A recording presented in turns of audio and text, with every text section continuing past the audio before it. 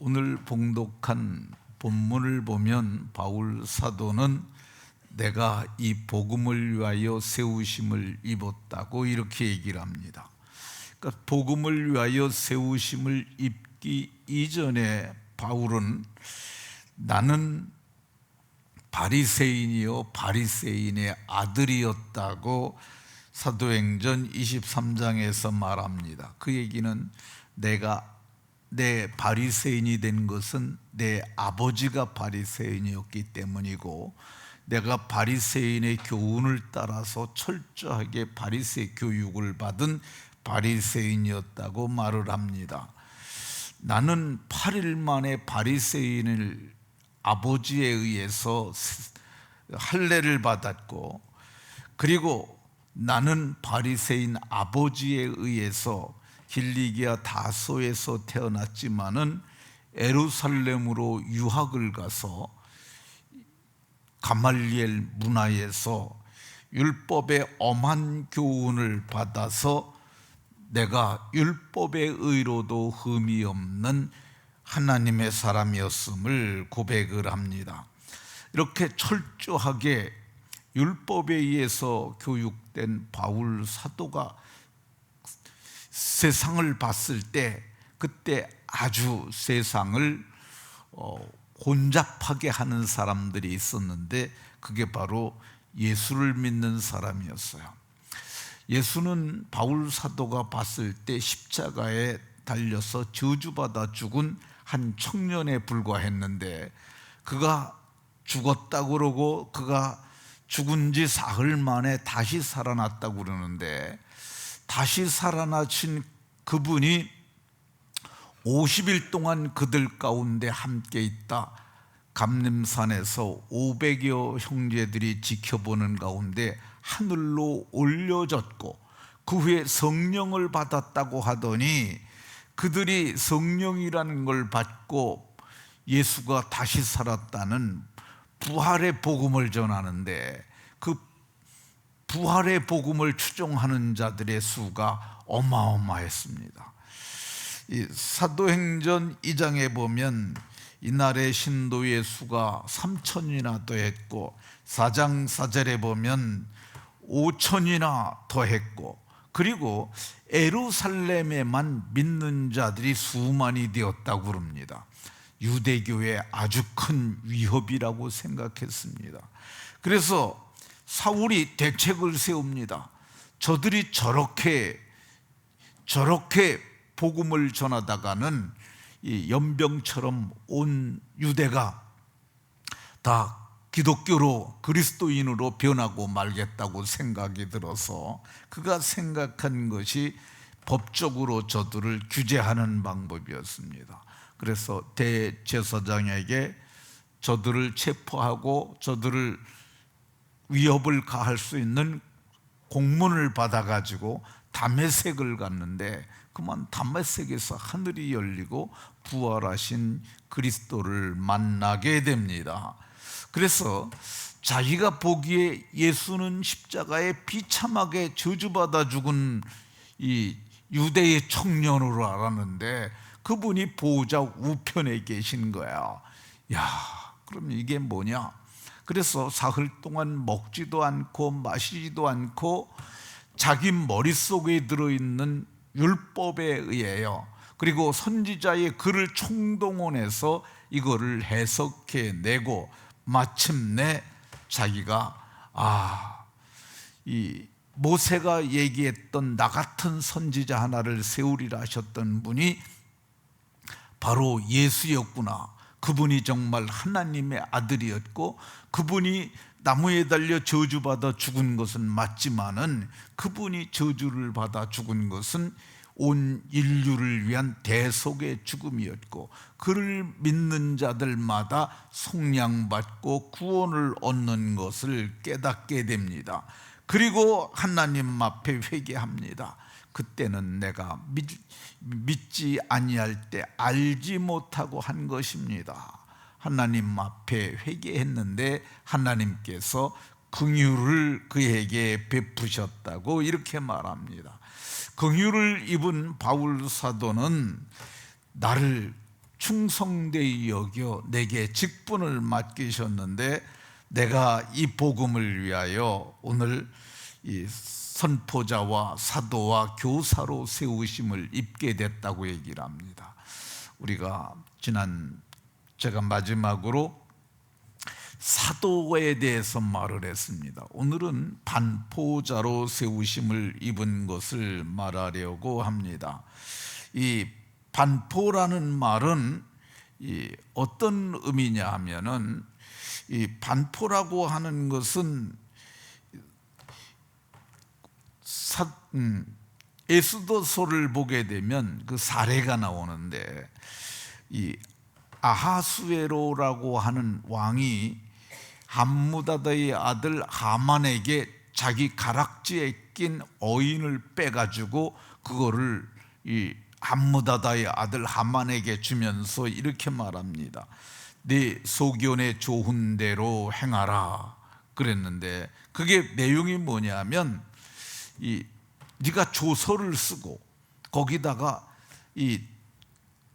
내가 내게 준 이 왕의 반지에 있는 어인을 가지고 도장을 찍어갖고 그거를 128도의 파발을 보내가지고 일시에 그걸 반포하라고 얘기를 했습니다. 이 반포가 그런 겁니다. 그러니까 왕의 명령을, 왕의 도장을 찍어서 더하지도 말고 빼지도 말고 있는 그대로 모든 사람에게 알리는 것, 이거를 성경을 보게 되면 반포라고 그러는데, 그 조서가 도성수산에도 반포되니 이렇게 말씀합니다. 그러니까 반포라는 말은 공문과 같은 것이고 왕의 명령과 같은 것이고, 그래서 변개하거나 수정할 수 없고 있는 그대로 전하는 것, 그래서 전령이라든가 그렇게도 번역이 될 수 있는 것입니다. 성경에서 이 단어가 사용된 것은 신명기 4장입니다.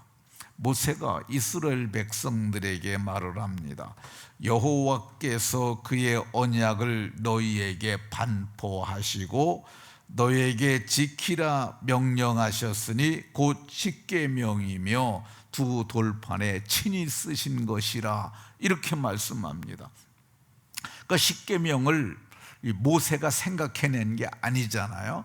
하늘로부터 받았고, 하나님께서 성경을 보면 개역 성경에서는 친수로 쓰신 것이라, 그러니까 하나님이 손수, 모세는 돌판을 준비했고 거기다가 하나님이 친히 쓰신 것이라고 얘기를 해요. 그러니까 모세의 사상이나 모세의 의지가 하나도 들어가지 아니하고 하나님이 그대로 기록하신 것, 그거를 모세가 가서 백성에게 알린 것, 이것을 반포라고 이렇게 말합니다. 그러니까 이 반포자는 어떤 사람이냐면 있는 그대로, 가감하지 않고 그대로 전하는 게 반포자입니다. 갈라디아서 1장 9절에 보면, 만일 누구든지 너에게 받은 것 외에 다른 복음을 전하면 저주를 받을지어다. 다른 복음 말고 내가 너희에게 전한 복음, 그것만 전하라고 그랬습니다. 왜 이것만 전하라고 그랬느냐? 내가 전한 복음은 사람의 뜻으로 된 것이 아니요, 사람에게 받은 것도 아니고 배운 것도 아니고 오직 예수 그리스도의 계시로 말미암은 것이라, 이렇게 말씀합니다. 바울 사도가 받아서 글로 기록해서 오늘 우리에게 전파된 것이 뭐냐? 계시로 된 것이라고 말합니다. 계시는 문자적 의미는 열어서 보여주는 거야. 그러니까 그 안에 무엇이 들었는지 알지 못했는데 열어서 보여주니까, 그 아포칼립시스라고 말하는 그 계시라는 뜻이 열어서 보여준 거야. 제 주머니 속에 뭐가 있는지 모르지 않습니까? 근데 제가 꺼내서 여러분들에게 딱 보내주면 아, 그거구나, 이렇게 할 수 있는 것처럼 하나님이 열어서 보여준 것이 계시라는 것입니다. 그래서 받은 그대로 전하여야 합니다. 사도는 하늘로부터 내려온 천사라 할지라도 내가 전한 것 외에 다른 것을 전하면 저주를 받을지어다, 이렇게 말씀합니다. 그래서 복음의 일꾼들은 어떤 것 전해야 하느냐? 하나님의 말씀을 더하지도 말고 빼지도 말고 있는 것으로, 있는 그대로 전해야 합니다. 저는 제가 하는 이렇게 말하는 설교를 강해 설교라고 얘기를 합니다. 강해 설교라는 것이 어떤 거냐면 본문을 중심으로 하는 거예요. 제가 그래서 본문에서 제목도 얘기를 하고 본문에 있는 내용을 얘기를 하잖아요. 본문에서 오늘 바울 사도가 내가 반포자와 사도와 교사로 세움을 입었다고 그러니까 이 얘기하지 않습니까? 그리고 반포자로 세움을 입었다니까 잘 모르잖아요. 그러니까 역사적으로 이 반포라는 단어가 어떻게 쓰여졌던 것이고, 그리고 문자적으로 이 단어는 어떤 의미를 갖고, 케륵스라고 하는 이 헬라 말이 어떤 의미며, 히브리 말로 나가드라는, 이 반포라는 단어가 나가드라는 단어가 쓰였는데 이게 어떤 의미인지 역사적, 문자적, 문법적으로 그걸 해서 그거를 말하는 거죠. 그러니까 저 같은 사람들의 경우는 가능하면 본문에 대해서만 말을 합니다. 저는 이 강해 설교가 바로 이게 반포자가 해야 하는 일이라고 생각을 하고, 이 받은 사람들도 이것을 그대로 전하는 것, 이게 반포자의 할 일이라고 생각이 듭니다. 그러면 바울 사도만 이것을 위하여 세움을 입었느냐? 아닙니다. 바울 사도는 제일 먼저 계시로 받아서 그가 우리에게 전해줬고, 또 우리들도 그것을 전할 수 있는 직분을 받았습니다.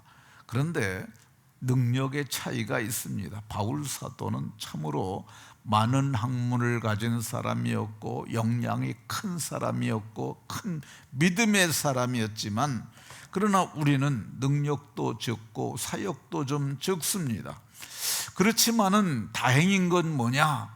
하나님께서는 양을 보시지 아니하시고 이 질을 보시는데, 우리가 작더라도 정확하게만 하기만 하면은 동일하게 봐주십니다. 마태복음 25장에 보면 잘하였도다 착하가 충성된 종아, 내가 적은 일에 충성하였음에 내가 주인의 즐거움에 참여할 것이고 또 내가 네게 많은 것을 맡기리라 하셨으니까 적더라도 적은 일이라도 충성함으로 마침내 주 앞에 섰을 때 칭찬과 영광과 존귀를 얻는 복이 있으시기를 예수 그리스도의 이름으로 축원합니다.